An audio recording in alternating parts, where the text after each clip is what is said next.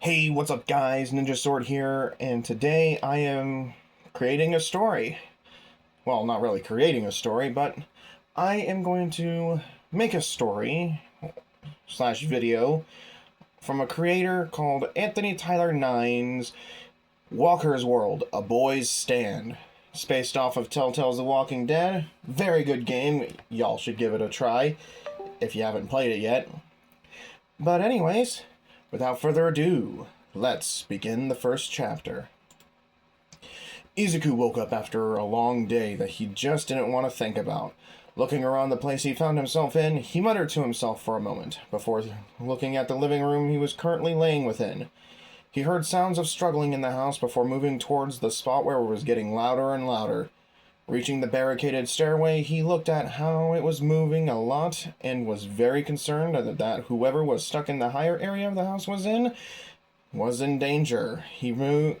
Was in danger as he removed the barricade. And as soon as it was opened, he found a little girl and a much older person who was definitely looking worse for wear. She had light brown hair that extended just a bit under the back of her head. Her eye color was a dark brown, but she was very expressionable. She glared at him with concern as well as a readiness to kill him if he attacked. When he spoke to them in a different language. Koko wa doko? Watashi wa Nihon ni iru to omoimashita. Where am I? I thought I was in Japan, Izuku asked, as the woman stared at him for a second, blinking in confusion. What are you talking about? Can you speak English, kid? The woman asks, holding a small baseball bat. I can speak English. I was asking you where I was, Izuku states, as the woman slowly lowers her guard. You're in America, kid. Georgia, if that's what you're looking for. And if you want to know specifics in terms of cities, you're just outside of Atlanta. Izuku nods his head at this information, when a little girl walks up to him, asking a question. Is your hair dyed green? I've never seen green hair before, a small girl asks, curiosity in her tone. My hair is naturally green. I don't know why it seems so unnatural, Izuku states. They're both interrupted with a coughing fit from the taller woman. I don't feel so good, Clementine. I need you to take this kid with you to the treehouse, the woman states, and Clementine immediately hardens her expression before looking at her. Sandra, why are you sick? Clementine asks, worry in her tone. I got bit by one of those fuckers out there, and I don't know how long I've got before becoming one of them. Just keep yourself safe. Can I trust you to keep Clementine safe whilst I take care of whatever this is here? The woman asks, looking to Izuku. I don't know why you would want to trust me. Didn't you just meet me right now? Izuku asks, confusion on his face and in his tone. Yeah, but I won't be able to be around much longer, the woman replies, her tone flat, but still softness in her eyes, as she pushes Izuku and Clementine away from the stairs. Keep this barricaded and get into the treehouse, she orders. The two followed her orders and left the stairwell after barricading it. Some time passes as Izuku leads the little girl to her treehouse. He helps her climb up the small building first as he keeps an eye on their surroundings. Before they left, he made sure to grab a couple of knives beforehand so that he wouldn't be completely without anything to protect both himself and Clementine. 2 days would pass as the two hide in the treehouse. They heard the sounds of something breaking inside, and the woman was screaming. The woman, who Clementine had informed Izuku was named Sandra, with the two of them hearing her scream in agony, they knew something bad had happened to her. As the days moved forward, Izuku had left the small treehouse to get supplies from nearby buildings, just so that Clementine could stay fed and prepared for the world around them, and it was during this time that Izuku had come across weird humanoid creatures. They were seemingly dead as they were decaying, rotting pieces of flesh that came after the living, if they stayed in an area for too long. He had collected enough supplies to last him and Clementine about a few more days, while they ate canned fruit and some other beans and vegetables. It wasn't until the two heard sounds of a car crash nearby that they were startled out of their near sleep as they looked out the window of the treehouse. Izuku made sure that he went out to check out what happened and if whoever crashed was all right. He purposefully made sure that Clementine waited inside the treehouse, just to keep her safe, while he investigated. He knew that this was probably a horrible idea, but he wanted to make sure that it was just the undead who were coming nearby. Using his slightly muscular frame from doing door dashes and collecting food from random houses, he climbs over the wooden fencing, making his way to where he heard the crash happen. By the time he arrived, what he saw was completely terrifying.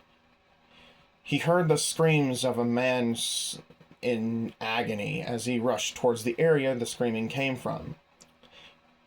Immediately hiding behind a tree to hide his presence from the undead monsters, Izuku watches as the cop was pulled by a strange group of humanoid dead monsters that had strong-armed a police officer to the ground and began to eat his entrails. It nearly caused him to throw up just from the sight alone. Not only that, but the smell was agonizing. But after a long while of waiting, the cop was left lying on his stomach. By the time the undead left the area, finding nothing to really interest them here at all, Izuku made his way to the vehicle, looking inside the driver's side. Shaking his head at the window that was broken from the driver's side, he cringed at the sight of blood dripping from it as he moved around to the back seat.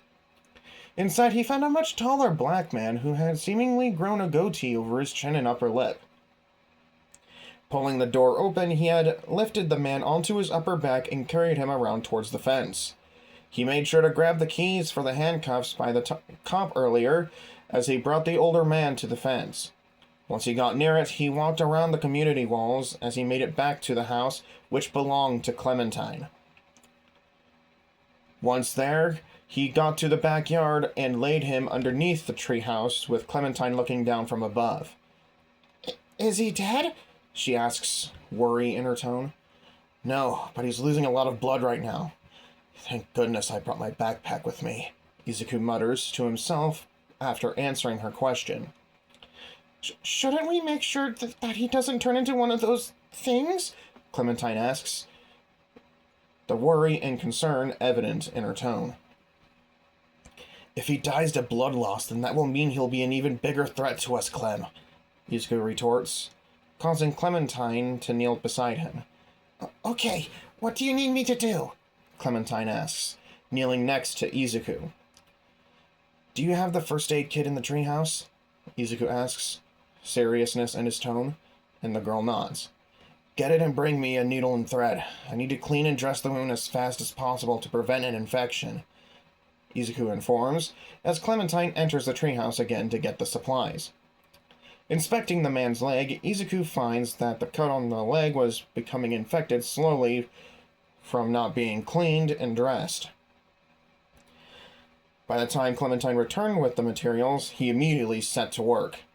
The lessons his mother taught to him about taking care of someone who's hurt coming to mind, he immediately grabbed the hydrochloric acid in order to clean the wound first.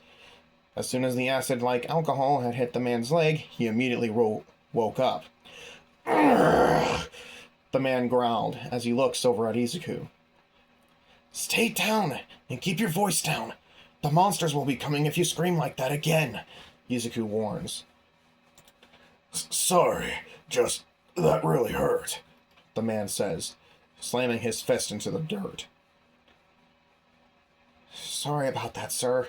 Just cleaning and dressing your wound," Izuku states, with the man nodding in return. As Izuku continued to clean the wound, he took a closer look at it. While there were no marks of a bite on the man, which was good, He brought out needles and thread, beginning to stitch the man's leg up. The man watched in awe at how a 14-year-old kid was patching him up better than he could patch himself up.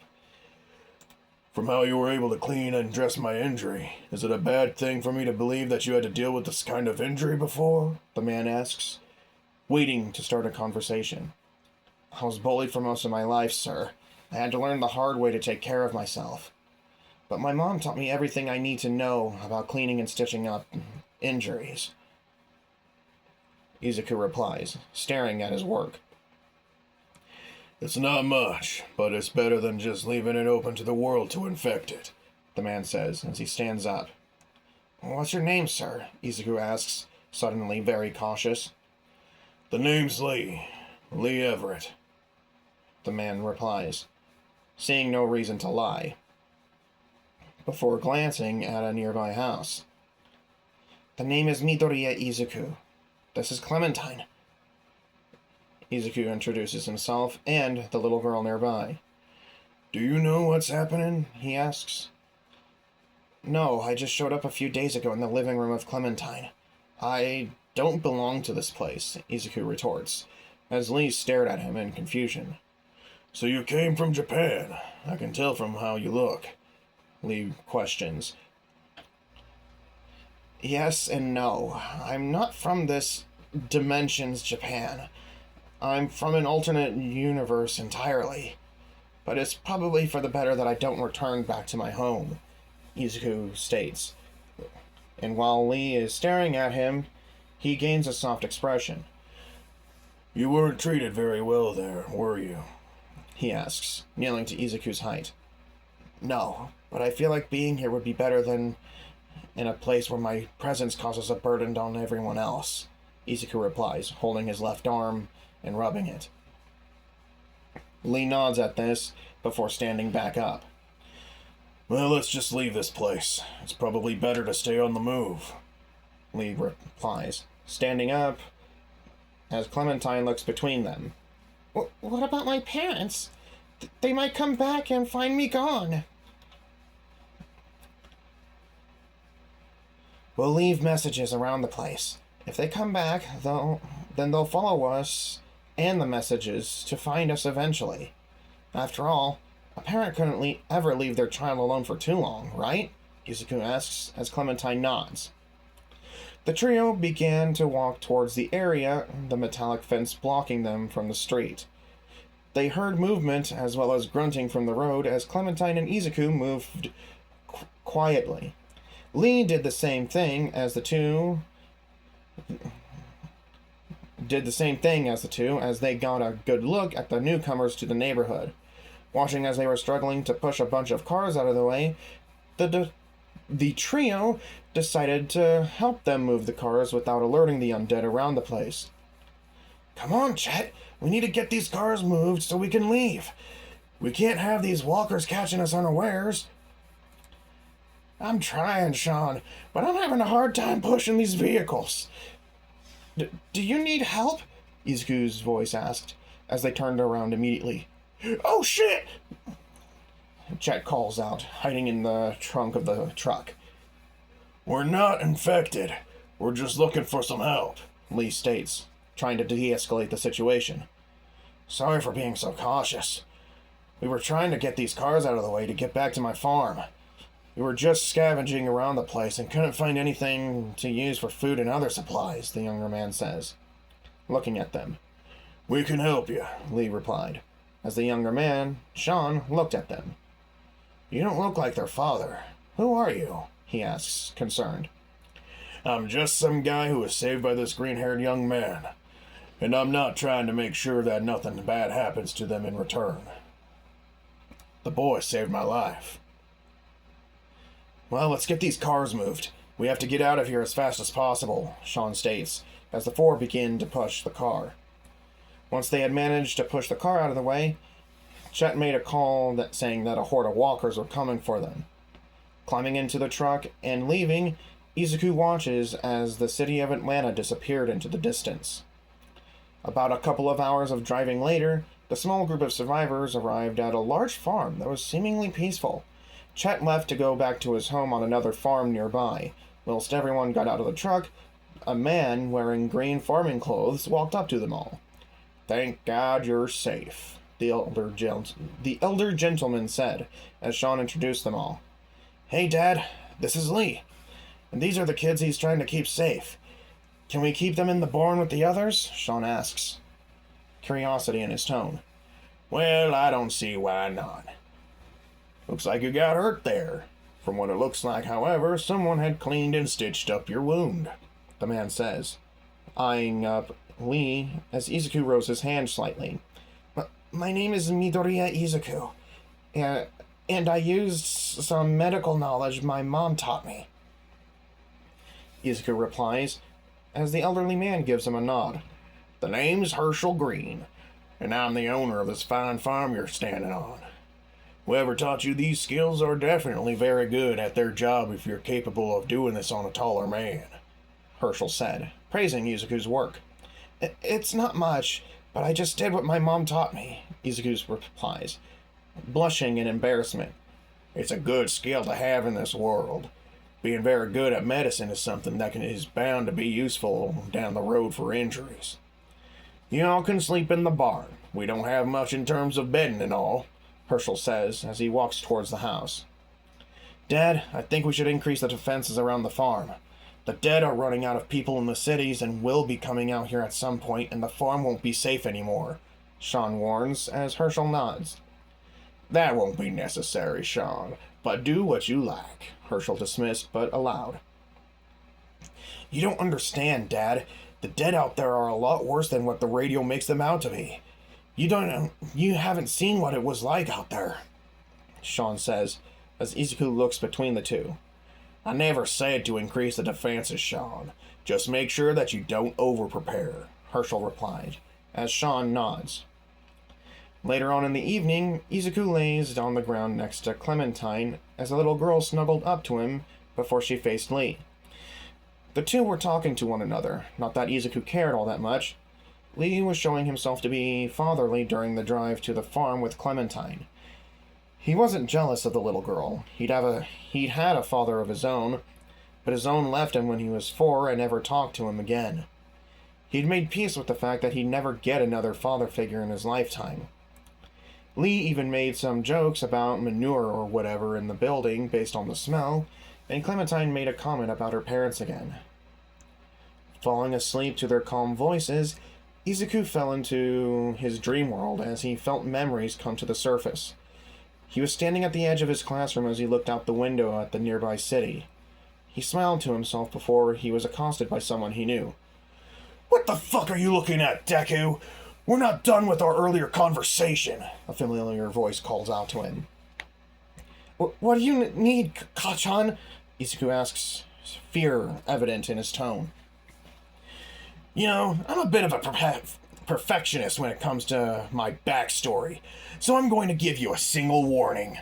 Don't come to UA, or I will kill you," Kachan said, placing a palm on Izuku's left shoulder, singeing the uniform. Another ruined uniform, Izuku briefly thought to himself. "Hey, what's this? Hero analysis for the future? You're still doing those stupid notebooks, you damn nerd?" One of Kachan's lackeys called out, holding his notebook. "Please give that back!" Izuku calls out, trying to reach for it. "No," Kachan replied, as he pulls the notebook into his hands and destroyed it. The boy was seen walking out of the classroom as Izuku stared at the notebook in the small koi pond from below the window. But as he turned to look at Kachan again, he found the boy with a very decayed and arrogant expression on his face. "You know, there is a way for you to become a hero," Kachan's decayed voice called out. What's that?" Izuku asked, a small ray of hope gleaming beneath his tone. "Just pray you get a quirk in your next life and jump from the roof. Maybe then you might be able to become a hero in the next life," Kachan replied, as he watched Izuku's face morph into fury. He activated his quirk to quell Izuku's building rage at the boy's words. But before Izuku could even show his rage at the friend's words towards him, he found himself standing in the house where he'd found Clementine and her babysitter. He found Clementine staring at him with concern as she looked very worried for him, and before he could even react, he heard the sounds of a walker behind him. Turning to face the threat, he found the walker version of his mother growling at him and reaching to grab him. Yeah! Izuku screams as he wakes up from the nightmarish memories. I'm gonna go look around the place, Izuku mutters. And that is it for this chapter. I hope you all like it, and I will see you in the next video. Ciao.